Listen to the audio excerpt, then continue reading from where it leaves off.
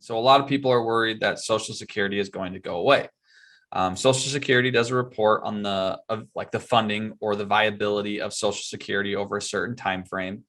And as of late, as the last report, over their 75-year projections, they feel that based off where Social Security is going versus cost versus the income, so the taxation that's funding it, that the old age Social Security system, that trust fund specifically, is going to be not fully funded by 2037. So when we're looking at Social Security specifically, we do not look at it in isolation. We look at it holistically from multiple viewpoints, multiple lenses, to then try to optimize, because sometimes optimizing is not always about the dollar.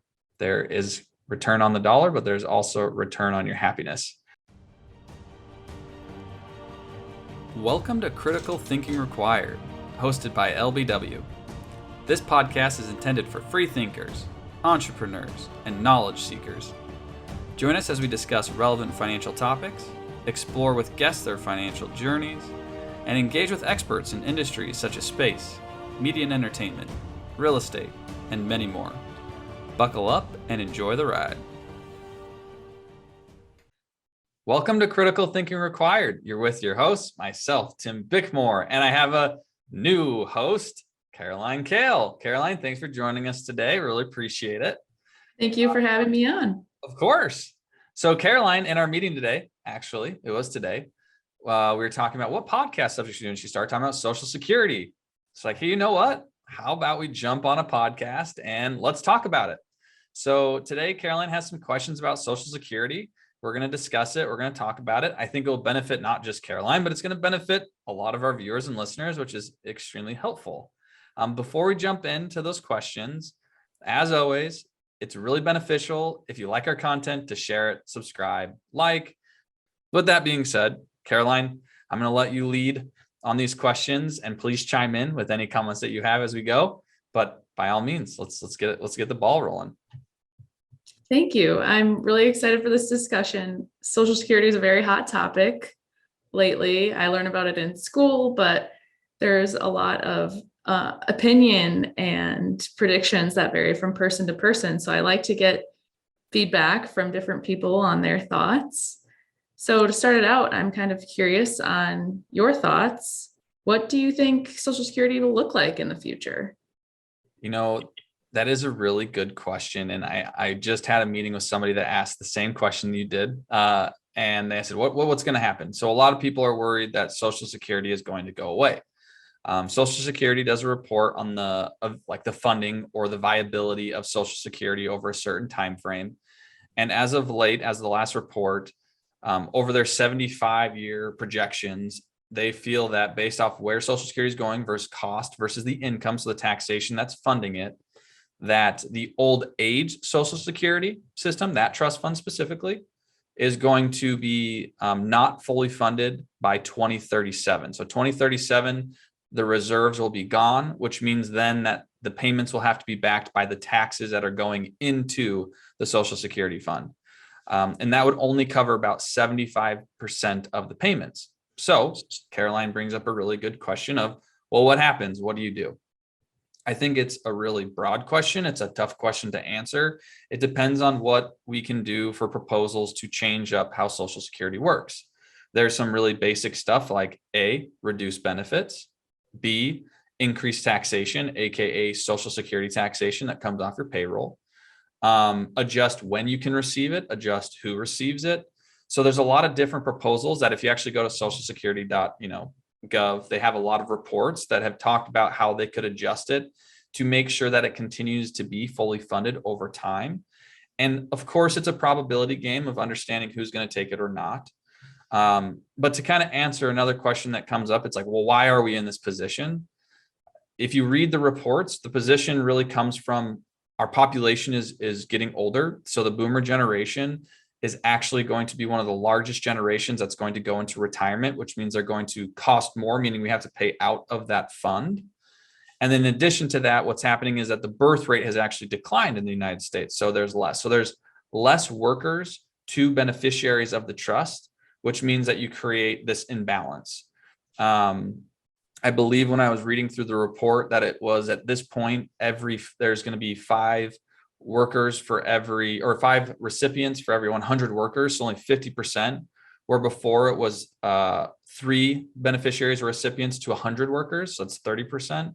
So there's this huge divergence of how many workers there are to support the fund versus who's going to be taking it. So it's more of just an age and a generational effect that's increasing the cost, which means there's something that needs to be done. So that's why I talked about, you could decrease benefits, increase taxation. And so it's just dependent on how the administration and the government wants to look at that.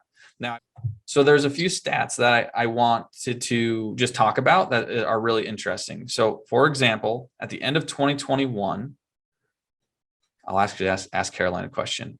How many people do you think were receiving benefits in the United States? This includes both the old age disability, so like retirement trust fund, right? And also the disability trust fund, which is separate. How many people do you think were being supported on Social Security in the United States at the end of 2021, receiving some sort of benefit? I'm just gonna throw a wild number out there, like 15 million. So 65 million people were receiving payments from Social Security. Out of that 65 million, 56 million were from the old age Social Security insurance, so OASI trust fund, and 9 million from the disability insurance trust fund.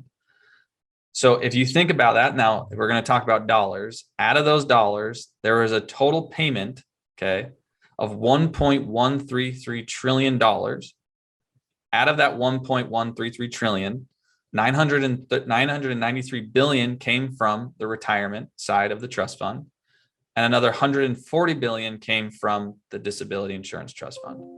So the United States is paying out roughly $1.1 trillion in Social Security benefits as of the end of 2021.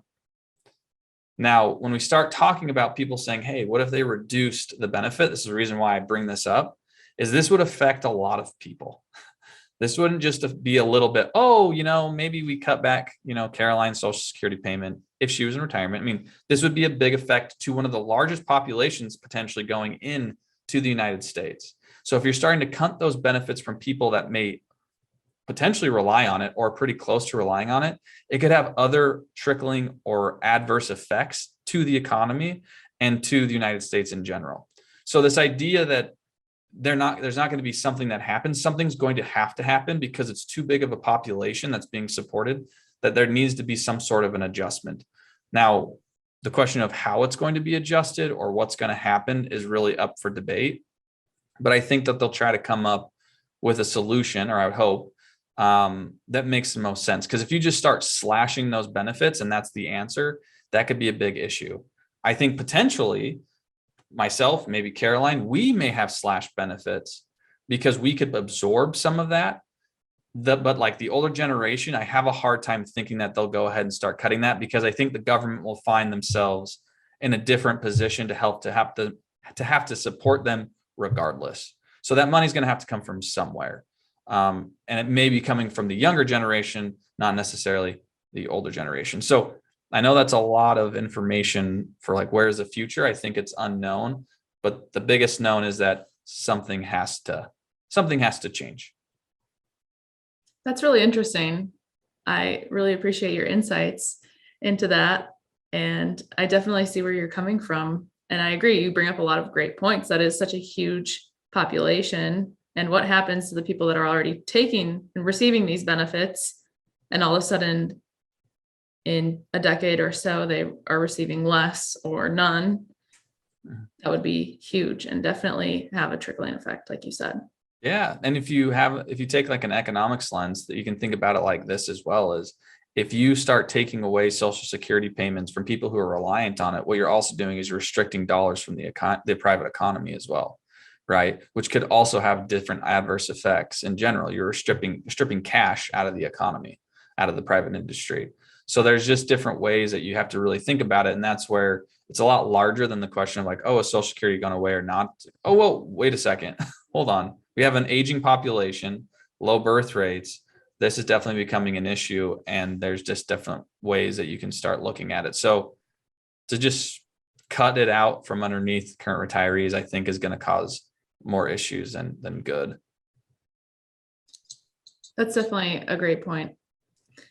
And then as far as working with clients here at Yeah. LBW, so at what age or milestone in life do you advise clients to take Social Security? What does that look like? What does that conversation look like? I bet you, Caroline, you're probably like, I know what Tim's going to say. It depends. It depends. I think that there's a lot of different methods on how to approach the problem. But I think it depends on what lenses you want to look at. So, for example, this conversation I just had, we talked about that. I said, okay, let's take the lens that you want to optimize your Social Security, meaning I want the most dollars out of that as I can. I paid my taxes. I did my 35 years. I want to take every dollar I can out of Social Security. If that is your number one goal, then you have to ask yourself, well, when are you going to die? Right? When are you going to pass? Because your payments will go away once you have passed. And so if you look at it from that standpoint, and you can understand your mortality, which it's very hard to understand your mortality or when you're going to pass, right? It's a crystal ball. But if you're like, you know what, my parents lived till 100, my grandma lived till 100, I'm going to live till 100. Well, then it probably makes sense to take it at age 70 because you're going to have a higher payment, which will allow that to compound over time. And eventually you will get paid more at that time because you lived a longer age. But if you delay till 70 and let's say pass at 75, then it would have made sense to actually take it at 62 because you would actually have taken more absolute dollars out of Social Security within that time frame. So it's dependent on your mortality and it depends on what you're trying to do. Now, the other lens that we could look at, which sometimes people don't talk about as much, is quality of life. So let's say that Caroline is at the time of retirement and she had worked for, let's say, the Wisconsin government, right? The state government. So she has this really nice pension fund at the WRS or the ETF. And she also has Social Security because she also participated in Social Security. And let's say that her pension benefit at the state level, as well as her Social Security benefit at the federal level, it allows Caroline to live her life or at least have enough supplemental income to be able to, let's say, retire at 62. That allows her not to have to drain off her assets, has a low withdrawal rate. Then it could make sense in order for her to retire, right? She needs the Social Security. She has to retire at 62 in order to get into retirement early. Her other option would be to continue to work, let's say till 67, full retirement age for her, to be able to get into her. You have to then look at it and saying, look, I'm going to not take as much out of Social Security. I'm going to take that risk that will allow me to actually live the life I want to live, AKA retire early. So you just have to weigh the cost and benefit depending on taking it early or not.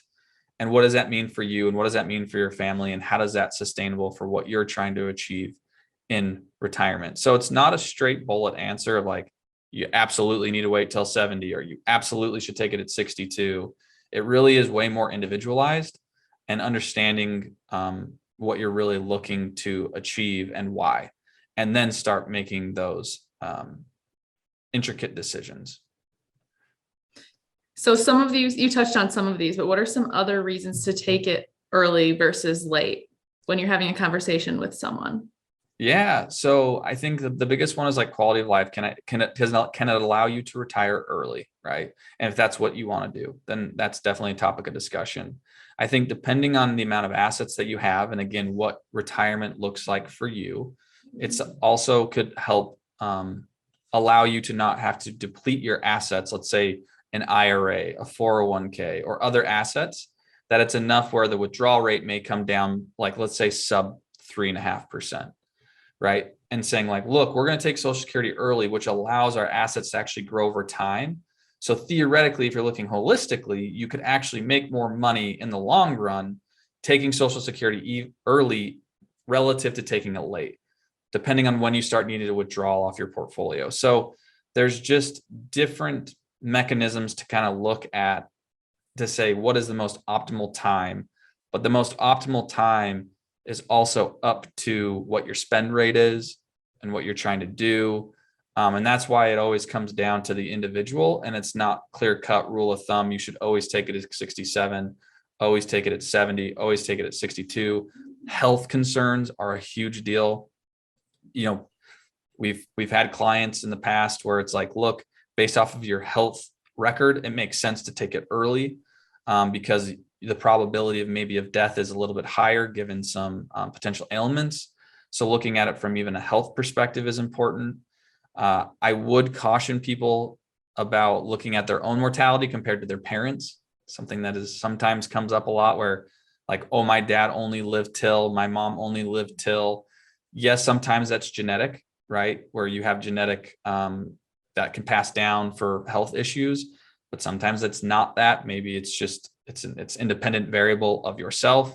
So I do hear a lot of clients always talk about how their parents or grandparents passed. And sometimes that's difficult because there isn't as much built into that, which is a big deal on when potentially to take. So health is another big one. So my next question, when can someone take Social Security? Just in general. Technically, you can take it as early as 62. So that's the earliest age that someone could elect to take their benefit. And the latest they can take it is at age 70. So at 8, well, technically you don't have to take it at age 70, technically speaking, but there just doesn't make sense to delay past 70. You really should elect it at 70 and just take your money, right? Just make sure you get it, because that's the latest that you can get a potential bump up in your what's called your primary insurance amount, or your PIA. So that's, yeah. So the earliest is 62. Latest is really 70 is really when you should absolutely take it. That just wouldn't make any sense to delay past 70. So can you elaborate a little bit more on the difference on the benefit amount between ages 62 and 70? Yeah.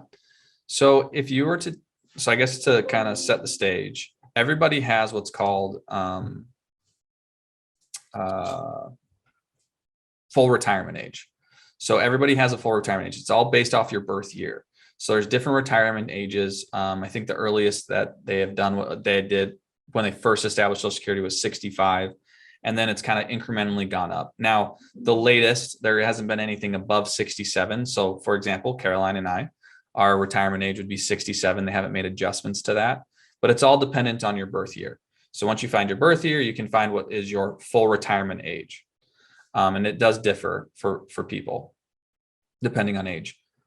Now, from there, that's what creates your 100% of your, again, primary insurance amount, or your PIA. So that sets your base level.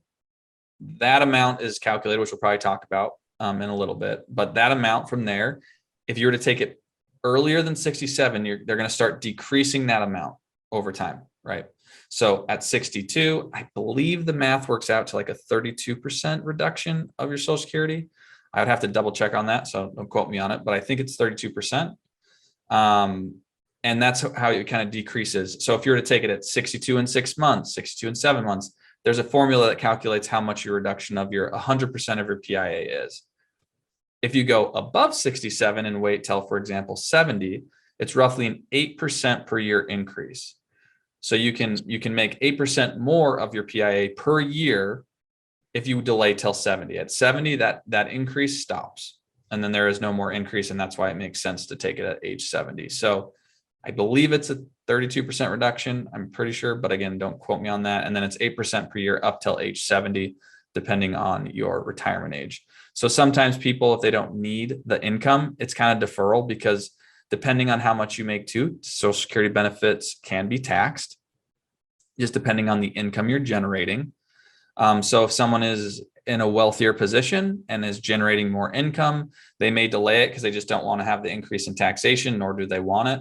And let's say they're in good health, it could make sense to delay. And if they think their longevity is again till 100, then it would make sense to delay till 70. On the exact opposite, yes, you have a reduction in payment, but maybe it allows you to retire. Maybe it allows you to not have to withdraw off your portfolio, given what you want to do in retirement. Or you have a health element that it just makes sense to take it because you're worried about the possibility of dying at an earlier age than average. So then that's where you could also think about it as well. So yeah, that's the kind of the reduction in the increase in the benefits. And you can take it anywhere in between that. You can take it at 63 in 2 months, wherever you want to start applying for Social Security. Great.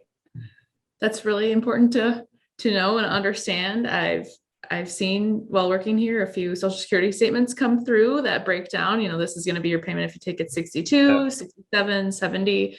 So it's been really interesting to see that breakdown and how much more money you can get by waiting a little bit longer. But again, you have to consider all of those factors, like you mentioned, for sure. So one other question I have is, say I'm 65 and I want to take a job that maybe has a lower salary than what I've been making before, and I want to take Social Security to supplement my income. Can I do that? Can I take it while I'm still working? Yes, you can still work if you take Social Security. However, there are some nuances to it. So for example, with Caroline, let's say she's 67, right? Her full retirement age is 67, but she decides to take Social Security at 65 to supplement some of her reduction of income from work. She can do that. But if she makes over a certain amount, Social Security will start deducting away from her Social Security payment. So if you start making too much, essentially your Social Security check gets taken away. Now, it's not taken away in the sense that it's not going to come back, because technically they will pay it back once you hit full retirement age. It just will reduce your income amount. So when we talk to people about it, it's like we have to just recognize how much you're making and then what that impact is. Because if let's say that Caroline, she says she's reducing her work, but she's still making $100,000, then she may not even receive that Social Security payment. Even though when they reduce it, they're going to give it back to her once she gets to full retirement age. Then it's like, well, you might as well just wait till full retirement age. It just doesn't make sense. So they disincentivize you from doing that. Now, the benefit is they just made some adjustments to the rules. And that once you hit full retirement age, you can make as much money as you'd like and they won't reduce your benefit. But you have to be at full retirement age. And once that happens, then it does not matter. So that is the one big benefit. So yes, you can take Social Security while working, but it usually makes sense to do it when you're at full retirement age. And if you want to do it prior to that, you just have to be careful and pay attention to how much you can make, which I believe is roughly around $17,200 or $17,500. So it's not that much money. So you can really easily go above it pretty quickly, depending on what work you're doing. Oh, wow. That's really interesting. I haven't heard about that new language in the Social Security that says that. Yeah. That's very interesting. So when it comes to applying for Social Security, say I think I'm ready, I want to take it soon. When should I apply for it? If I apply for it now, will I get it tomorrow? Is it going to take some time? What does that process look like? Good question. So Social Security actually gets paid out based off of when you were born, I think within the month. So I think there's 2 payments per month, and it depends on when your birth date falls on that month of when you actually get your check per month. Or maybe it's like 3, maybe there's 3 of them. I can't remember the exact dates, but there's 3 different times that you can get paid, or 2 different times during the month. And it's all based off your birthday. So for me, I'm March 6th. I'm usually earlier. So it means I'll probably get my monthly paycheck on the earlier side of the month than being on the later side of the month. So there's that. If you are going to go and apply, they typically recommend applying about 3 months prior to your first check is usually when they kind of suggest it. Sometimes, depending on what Social Security administrator you get on the phone, or if you apply, they'll say maybe like 2 months or a month prior. But I like to always tell clients to do it about 3 months prior, just to make sure that it goes through. There's no issues. It gets in, and then you can make sure you get your first paycheck when you really want it. So typically 3 months is what we recommend on that. And then again, depending on when your birthday is when you'll actually get your check as well. Applying is pretty straightforward. You can actually do it online. You can apply online. We've done that with clients. We've also called in to Social Security or gone into the local office to help clients just with their application, or telling them, hey, I'm ready to take Social Security. It's pretty straightforward. They got it pretty well handled as well. And then you start getting your monthly paycheck from there on out. You can also, if you want to, do withholdings in case your Social Security might be taxed, depending again on your income streams and different things. And then also what people sometimes do know or do not know is that Medicare will be taken out of Social Security. Your premium, your Part B premium is taken out typically from Social Security. So that might be a reduction in your payment as well. But even if you aren't at like Medicare age, so for example, taking it 62, they're not going to reduce it by any amount until you hit Medicare age, which is 65. So pretty straightforward, usually about 3 months. And yeah, online honestly is probably the best route to go. It's pretty straightforward if you are computer savvy. It's not too difficult. So then when it comes to the benefit that you get, how is that calculated? How I've heard of the credit system. How does that really work?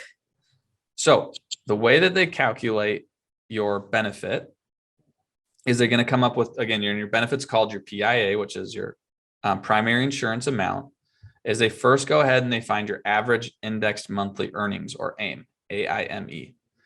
And the way that they calculate that is they take up to 35 years of your earnings that you have paid in. So again, when you're paying into Social Security, coming through your W-2 every year, how much have you paid in? There's a certain formula where you pay in a maximum amount, and then they go from there. So once they figure out what your average indexed monthly earnings is, then what they do is they take the sum of the following. So 90% of the first $1,024 of your average indexed monthly earnings, they add that to 32% of your averaged indexed monthly earnings over 1,024 and through 6,172. So 32% between 1,024 to 6,172. And then they add that number to 15% of your average indexed monthly earnings amount over 6,172. So they take those three numbers. So 90% of 1,024, 32% between 1,024 and 6,172, and then 15% of 6,172. Add all that together. That's what your primary insurance amount is. And that's what you would receive at full retirement if you were to take it. It will decline if you take it early, and it can increase if you take it later. So that's how they come up with the formula to be able to support that. And then again, a lot of that's being supported for your monthly earnings is based off what you're paying into Social Security through your paycheck on a monthly basis or an annual basis for each individual in the United States. Very interesting. That's good to know. Yeah. Samuel, are those all your questions for me today?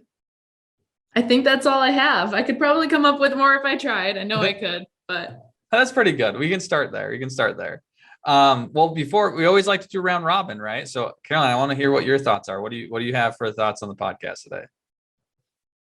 I just really appreciate this time to sit down and chat about this. I've had this question in the back of my mind. I wanted to hear your thoughts on Social Security as the program as a whole for quite a while now. And so I'm really grateful that we had this chance to sit down and talk about it, and I could hear your thoughts.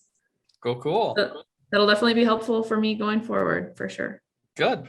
Yeah, it's Social Security is a very interesting topic. And I think a lot of people going into retirement are worried about it not being funded, like we talked about at the very beginning. A lot of people stress about when is the optimal time to take Social Security.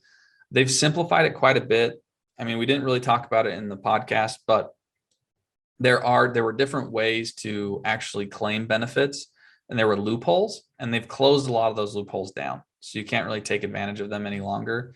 So which is kind of a bummer, but also probably to help with the funding issue as well, because they were probably paying out more than they should just based off of some of the holes.